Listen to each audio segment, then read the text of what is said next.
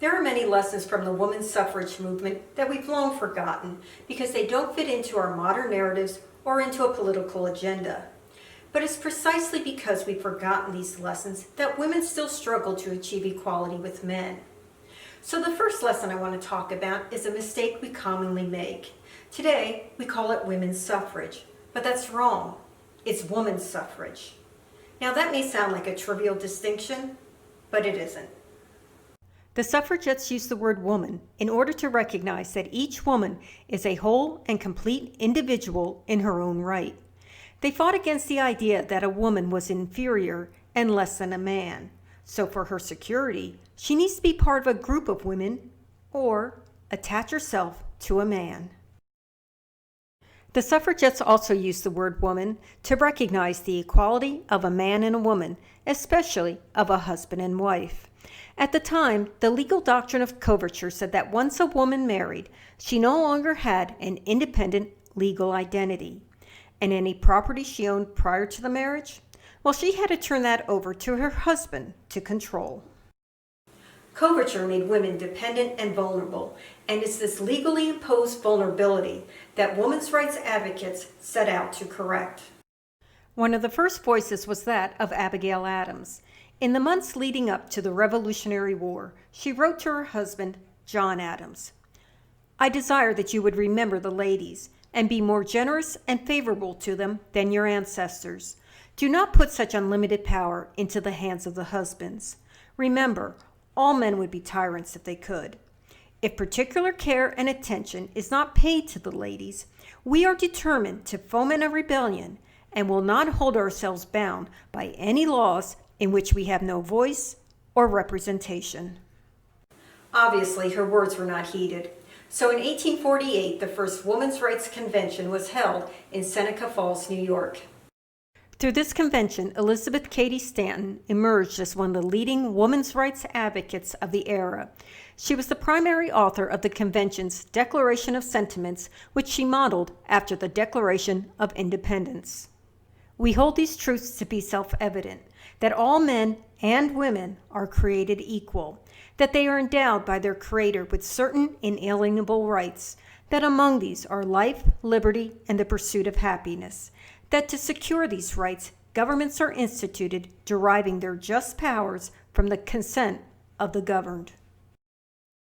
Stanton then fired the opening shot in the rebellion Abigail Adams warned of. Whenever any form of government becomes destructive of these rights, it is the right of those who suffer from it to refuse allegiance to it and to insist upon the institution of a new government. Then, after listing the ways in which women are legally disenfranchised, Stanton concluded her declaration. Because women do feel themselves aggrieved, oppressed, and fraudulently deprived of their most sacred rights, we insist that they have immediate admission to all rights and privileges which belong to them as citizens of these United States. Today, it sounds so simple that whatever legal rights men have, women should also have. However, we still struggle with our equality, and the reason for this can be found in the woman-led anti-suffrage movement. To the suffragettes, equality means that a woman, just like a man, is an individual who, along with her rights and privileges, must also accept that she, and she alone, bears the burden and responsibility for her life. She doesn't get to pass them on to men or the patriarchy. And marriage? It's no longer a means to transfer the burden and responsibilities of her life onto her husband. They are hers.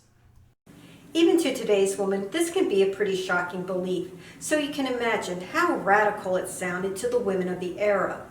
And it's this belief that drove the anti-suffrage movement.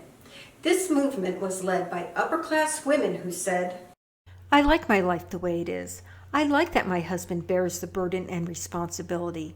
I like that his status in society demands that he have a cultured and refined wife to equally share in his status. I enjoy my role as his wife, where I manage the domestic help and create a home that showcases our privilege.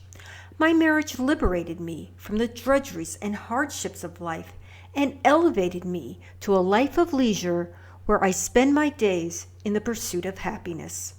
These privileged women knew they were dependent, but because of their wealth, they didn't see themselves as vulnerable. And the patriarchy figured out that as long as women aspired to a life of leisure, it retained its power. So as the suffragettes fought for women's rights, the patriarchy tactically lured women into the promised life of leisure.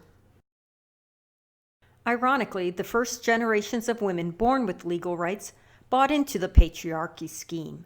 They went to college in pursuit of an MRS degree and married younger than their mothers and grandmothers in order to begin their career as an upper-class housewife. Middle-class women were also lured in.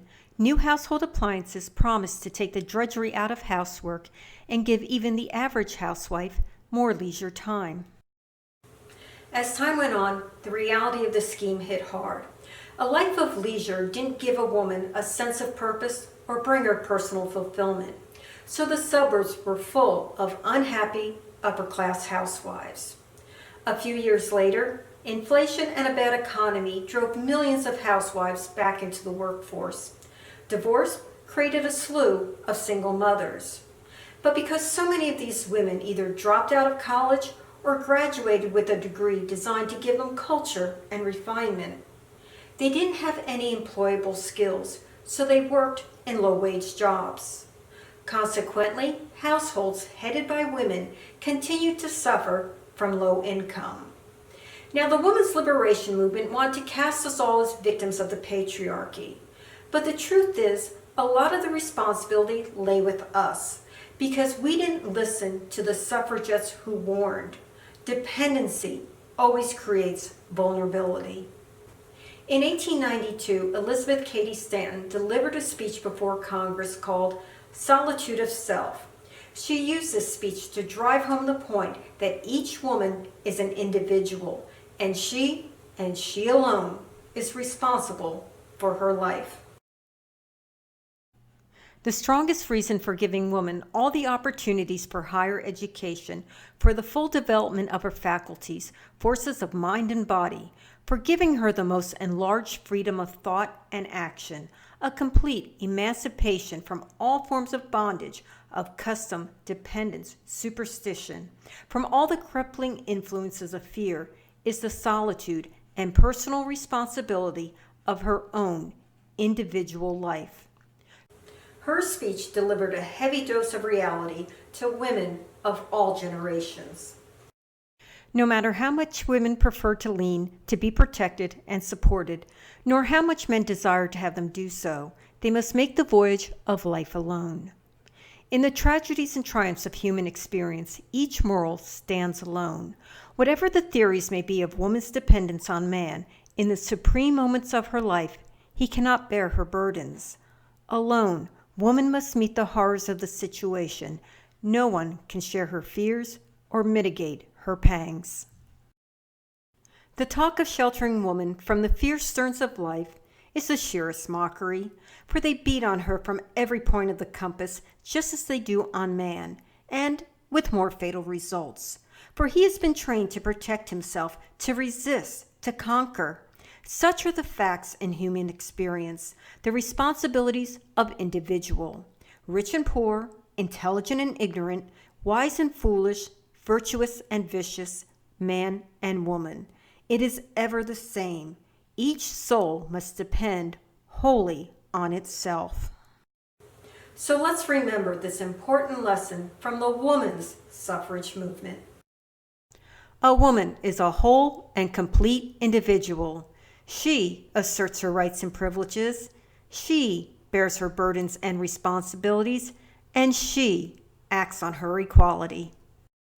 This is Dot Callahan asking you to help me turn the woman in the room into the women in the room. Sign up for my newsletter, subscribe to my YouTube channel, or find the Woman in the Room on Facebook. It's up to you. Just keep watching and sharing my videos. To get advice from a woman who's been there, dealt with that, and knows what works.